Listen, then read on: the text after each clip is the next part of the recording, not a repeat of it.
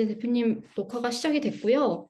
첫 번째 질문부터 드리려고 하는데 궁금한 게 있으면 더 첨언해서 질문 더 드리는 형식으로 진행하겠습니다.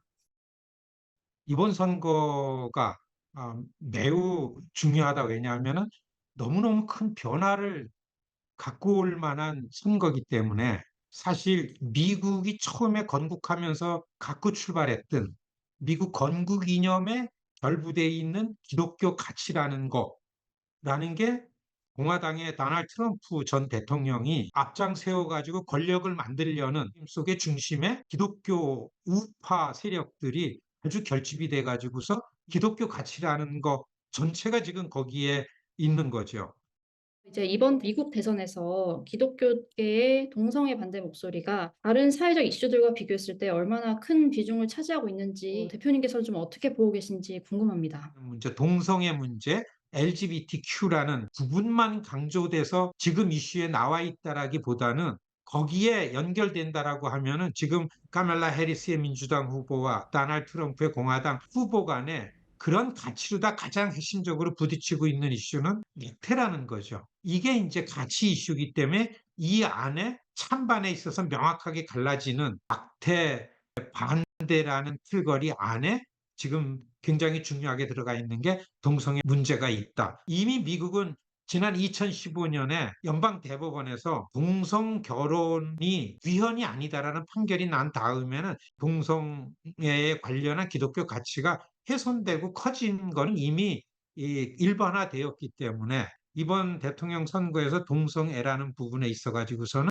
겉으로 크게 드러난 이슈는 아니지만 핵심적으로 안에는 있다. 이렇게 설명할 수 있습니다.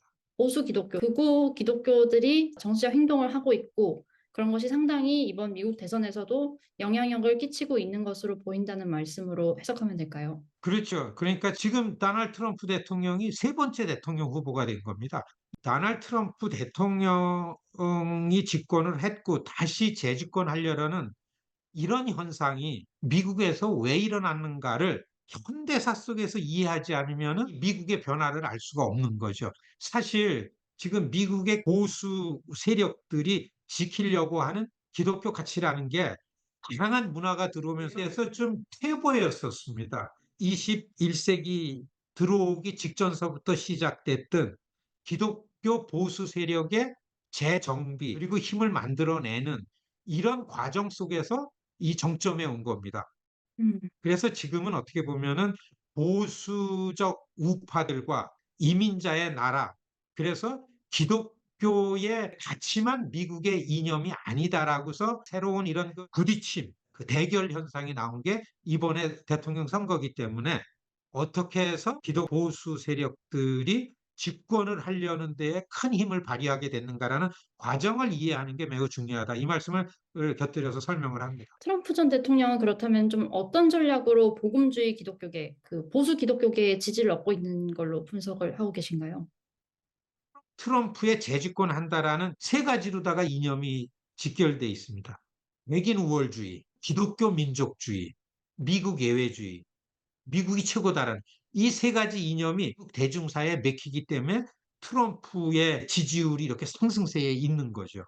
사실 이게요, 1970년대 들어서면서 미국 기독교 보수계들이 되게 위협적인 생각을 갖게 됐습니다. 이민자가 점점 많아지고 이민자들이 갖고 들어오는 각양각색의 문화들로부터 침범받는 것 같은 위기감을 내니까 기독교 보수주의자들이 점점 위축되면서 전략화됐습니다. 그래가지고 만들어낸 게 싱크탱크 중에서 가장 대표적인 게 헤리티지 파운데이션, 기독교 정치 운동가들이 거기에 발맞추는 기독교 교단이 있죠. 가장 대표적인 게 기독교 근본주의자 교단을 만들어냈던 제리 포렐 목사님. 어마어마한 규모입니다. 예.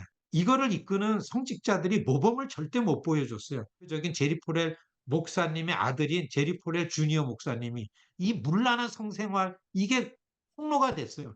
너무나 부끄러웠습니다.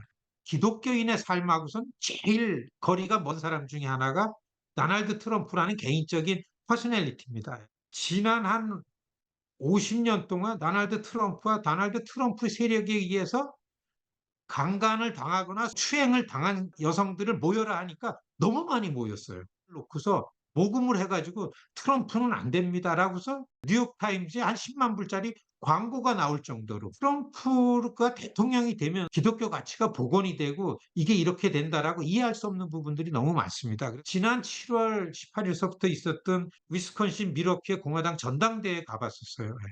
한쪽 편으로다가는 기독교 목사님들이 아니면 많은 단체들, 기독교 세력들이 와가지고 계속 그 브리핑도 하고 컨퍼런스 하는데 다 참가를 해봤습니다. 그러니까 이분들이 얘기하는 게 여러분, 우리 스스로 미국이란 나라를 지키지 못하니까 하나님은 악인의 손을 들어서 우리를 지켜주려는 거 아닌가.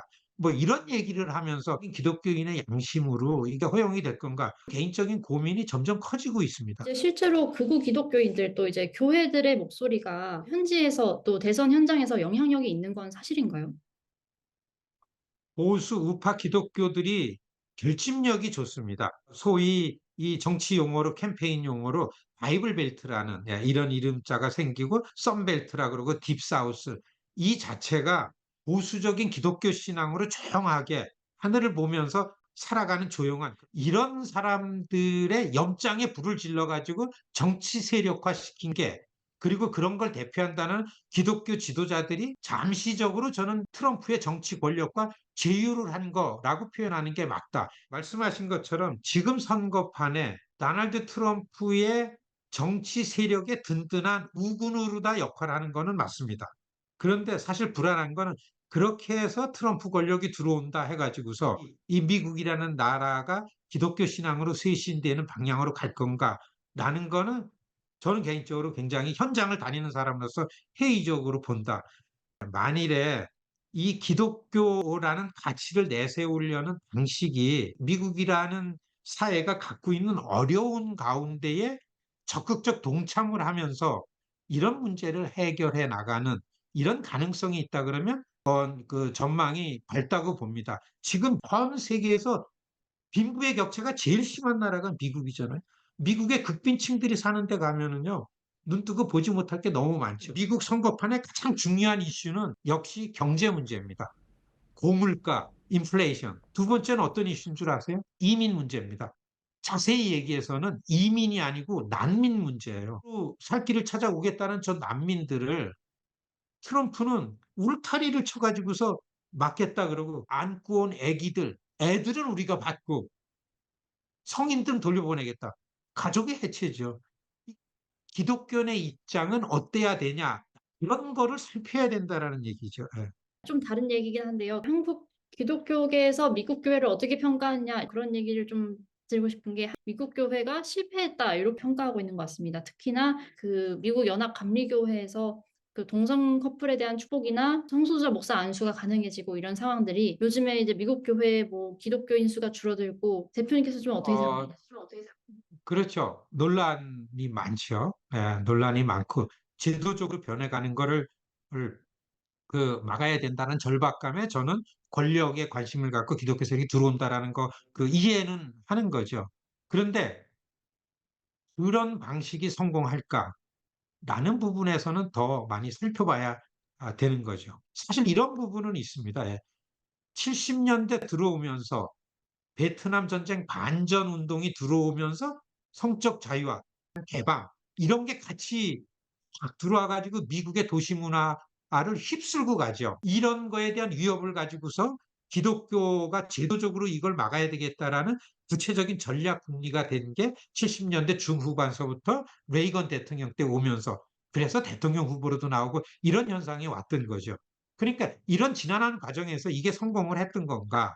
맞습니다. 이런 현상 때문에 이 미국이 하나님의 가치를 가지고 이렇게 힘 있는 나라를 만들었음에도 불구하고 미국의 교회가 텅텅 빌 정도로 실패했다. 이런 예를 하나 들고 싶은데요. 2008년에 제가 오바마 캠페인에 들어가 선거운동을 했었습니다. 그때에 미국이 지금보다 더 어려웠어요. 경제 문제가. 월스트리트 쓰나미라 그랬습니다. 미국의 중하층민들, 서민들이 아우성이 났습니다. LA 인근에 있는 새들백 교회 리고렌 목사님이 2008년도에 민주당의 바락 오바마, 공화당의 존 맥케인 후보를 교회로 당회장실로 불렀어요. 그리고 이 빈곤의 문제는 이 아우성 소리는 이제는 정치의 문제가 아니고 신앙의 문제입니다. 같이 협력해서 기도해서 이걸 살려나가야 됩니다. 미국의 당면한 문제, 이런 것들의 성과를 내면서 나왔다 그러면은 미국 서민들에게 희망을 보여주는 종교 세력으로 다 비춰지지 않았을까라는 아쉬움을 갖기 때문에 지금 정치권에 일정한 세력을 갖고 들어와 가지고 하는 거는 기독교 복음을 전하려라라는 이런 사회를 쇄신하는 희망보다는 기독교 세력이 들어와 가지고 뭔가 지배하고 점유하려는 힘 있는 세력으로 비춰지기 때문에 여기에 기대를 할 수 있을까 하기에는 좀 회의적으로 보여진다. 대표님께서 보셨을 때는 미국 기독교계의 움직임, 또 한국 기독교계의 움직임 좀 어떤 유사점과 차이점이 있다고 설명해 주실 수 있으실까요? 저는 멀리서 보는 입장이고 개인적인 견해라고 전제를 하고서 다를 바가 없다 이렇게 비춰지는 게 너무나 많습니다. 지금 미국의 기독교가 점령하고 권력을 만들려고 그러고 뭔가 우리의 가치를 권력을 가지고 들이매기려 그러고 이래서는 희망이 없다고 봅니다. 멀리서 보이지만 한국의 기독교에 나타나는 지금 말씀하셨던 그런 형태가 제 눈에는 그렇게 비춰지고 있습니다. 전선화돼 있는, 양극화돼 있는. 그래서 서로 상종도 안 하려고 그러는데 미국 정치도 똑같습니다. 지금 이게 선거판을 보면은 이게 제가 전문인데 카멜라 해리스 민주당 후보를 지지하는 주는 한 20개 내지 21개 주고 도널드 트럼프 대통령을 지지하는 주는 23개 내지 24개, 5개 그래요. 나머지 주가 경합주입니다, 지금요. 그러니까 이 20개 주와 23개 주 이미 나눠져 있습니다. 여차하면 연방 국가가 뒤로 돌아가 가지고 이렇게 두 개 나라로 되지 않을까라는 걱정을 하는 거죠.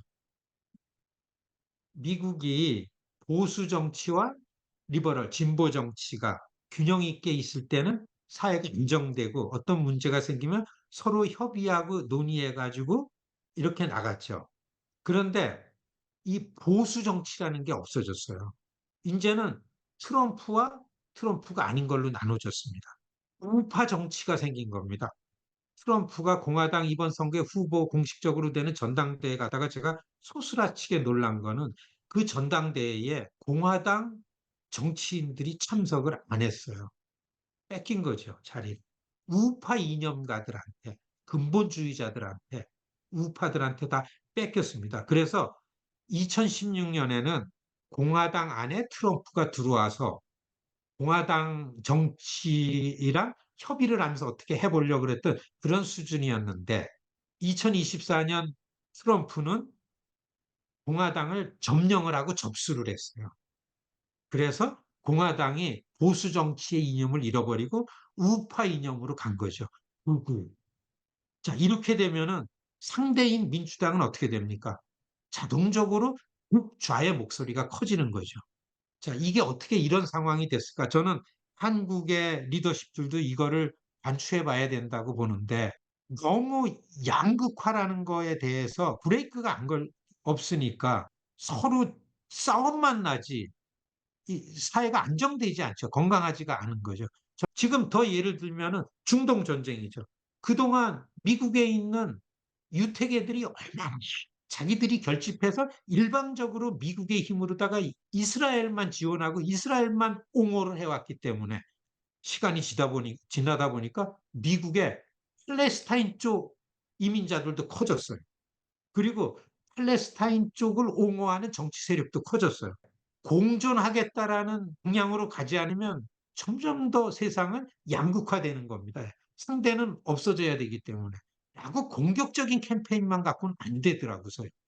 이 홀로코스트 일을 했던 사람들이 뭐라 하면 선생님, 꿇어앉아서 사과받을 각오를 해야 이 일은 됩니다. 기독교인들은 이런 자세로 일을 해야 됩니다. 뭔가 우리의 가치가 훼손됐다. 내가 좀 손해 본 것 같다. 그래가지고 좀 내가 밀린다. 그래서 나도 이걸 지키겠다라고 해가지고 선교 차원에서 어프로치하는 게 아니라 권력 차원에서 정치적으로 어프로치하니까 권력을 주려는 사람은 나한테 도움이 되면 뭐든지 끌어들이죠.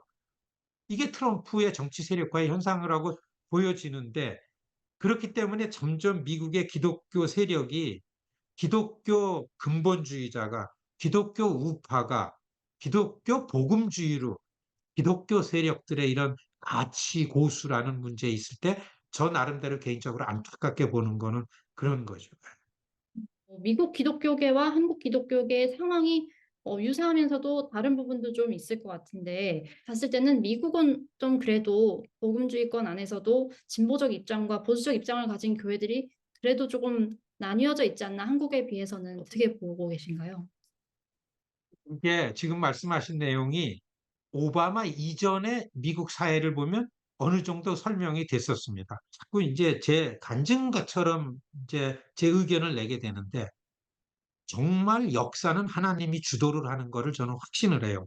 왜냐하면 힘들고 결스러운 우여곡절을 다 겪었지만 발전했더라고요. 결국엔 노예제도가 폐지되고 흑인이 사람이 되지 않았어요?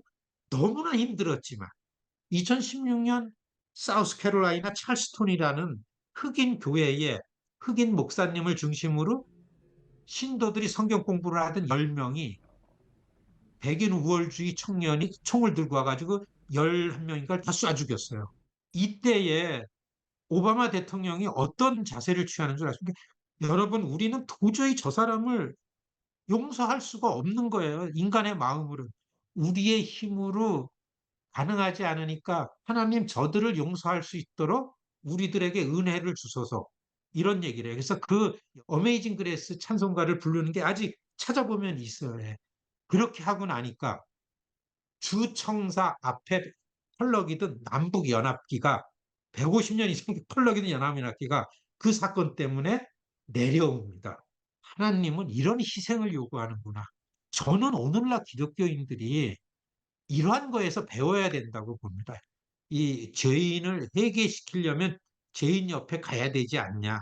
기독교 가치가 훼손됐으면 훼손된 시장 바닥으로 나가고 그들하고 같이 무릎 꿇으려면 있는 돈으로 자본으로 그걸 공격할 게 아니라 이런 형편으로 가야 되지 않냐라는 이런 모습들도 사실 있습니다. 예. 저의 고민도 저는 아주 보수 기독교 신앙을 갖고 커왔고 큰 이 보수 교단에 속해 있는 교회 아주 이게 활성화되고 활력이 있는 한국의 기독교 이게 미국에 들어와 가지고 미국의 이 기독교를 살리고 미국의 나라를 살릴 수 있다. 저도 그러한 비전과 그러한 의지를 갖고 있는 사람 중에 하나입니다.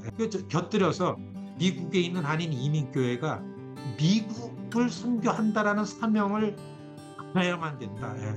이민교회들 이 역량이 이 도시의 극빈자들의 삶을 보살펴주는 방식으로 들어가면은 저는 이게 선교회 그리고 한인 기독교인들이 미국을 건강하게 만드는 데 역할을 할 수 있다. 모범 시민이 될 수 있다. 그런 스페이스를 좀 보고 있습니다.